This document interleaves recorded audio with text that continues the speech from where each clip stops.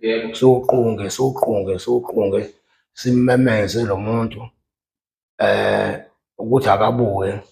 Sitshele abantu abadala ukuthi sakalahlekelwa unobani wakabani, asimazi la ekhaya ukuthi washonaphi. Yebo. Siyamcela nina abantu abadala nomlande la ekhona. Abantu abadala-ke ibona-ke abazosuka-ke bahambe bayolanda lo muntu. Yebo mkhulu. Akupheli izinsukwana ezingaki nje uthuka nje eseqhamuka ebuya.